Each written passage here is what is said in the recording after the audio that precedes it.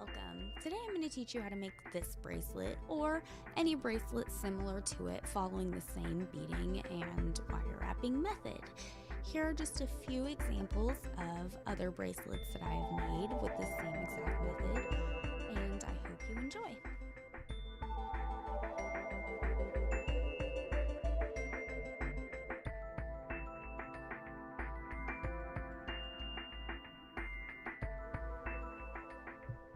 Here's a quick list of the supplies that we will be using for this tutorial.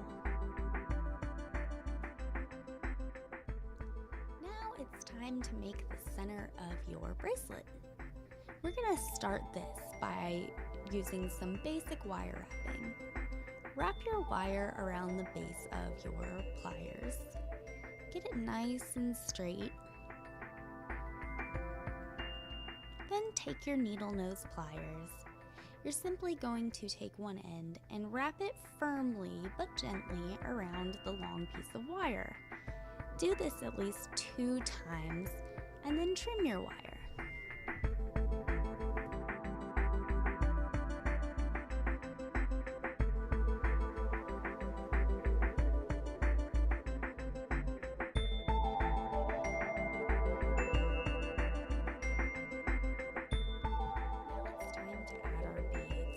Start with some small filler beads to give your bracelet more character, and then the main bead.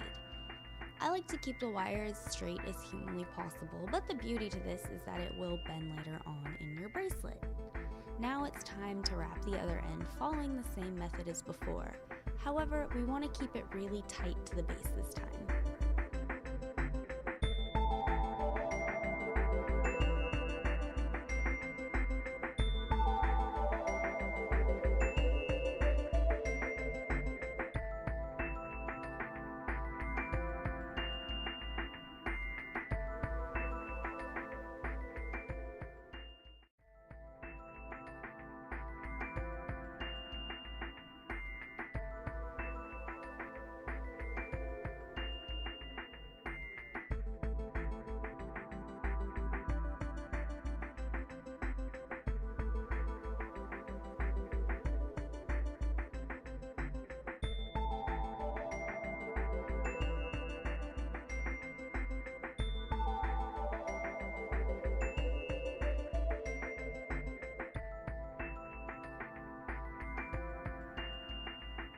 One thing that I like to do to help straighten out my wire is insert one pair of pliers into each hole and give it a gentle tug.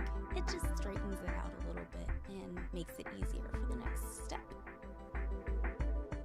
Alright, now we're going to take our cord, fold it in half, and simply insert it into one of the loops that we created. Make sure when inserting this on both sides that it is inserted the same way. This will give your bracelet an even look.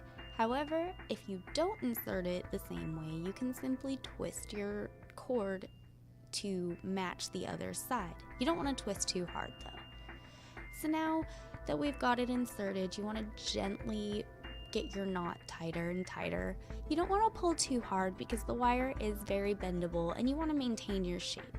But if you have a waxed cord, it'll be really easy to gently slide it down there and get the shape you're looking for. Rinse and repeat for the other side.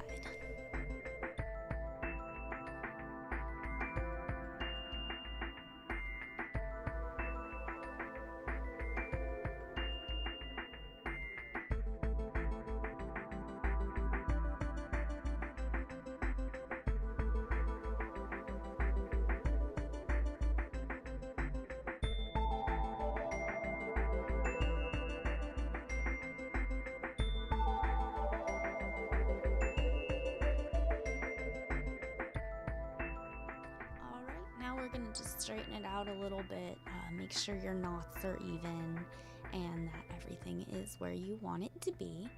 For the next step, I always like to wrap it around my wrist, make sure it's not going to be too huge or too small.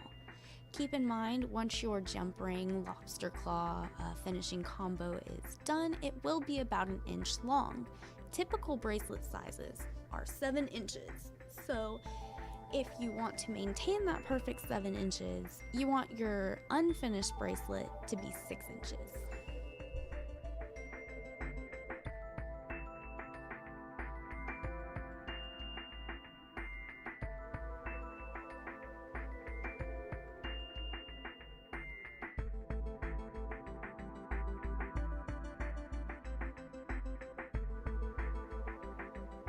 Once we're sure that the bracelet is the right length and everything is how we want it, it's time to apply the cord ends.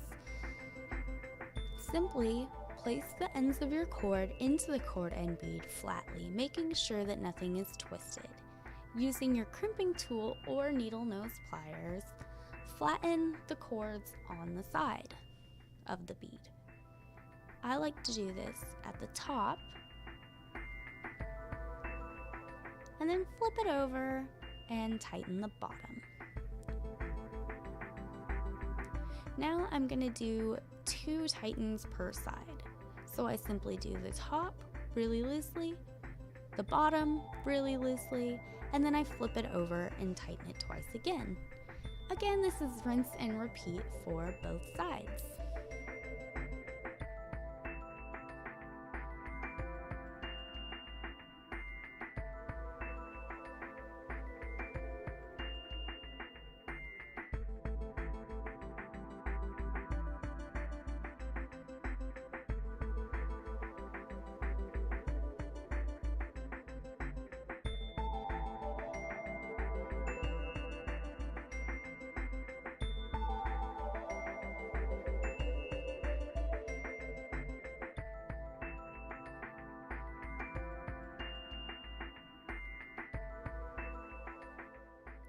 Alright, now it is time for the jump rings and lobster claw closure. You can start with any one you prefer. I started with the small one. Apparently I love to drop small jump rings. This took a minute. Simply apply it to one end and apply your lobster claw to the same jump ring.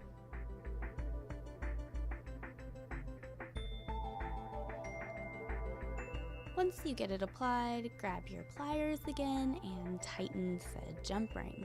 This side will be done. You're simply going to rinse and repeat with the large jump ring on the other side.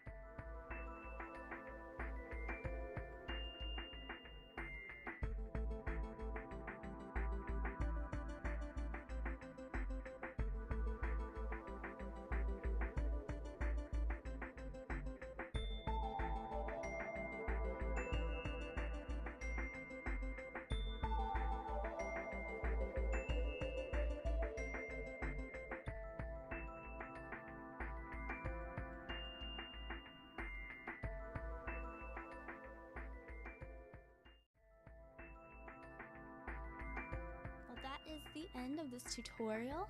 Thank you for watching. I really hope that you enjoyed it. I will have more soon, so please subscribe. Have a wonderful day.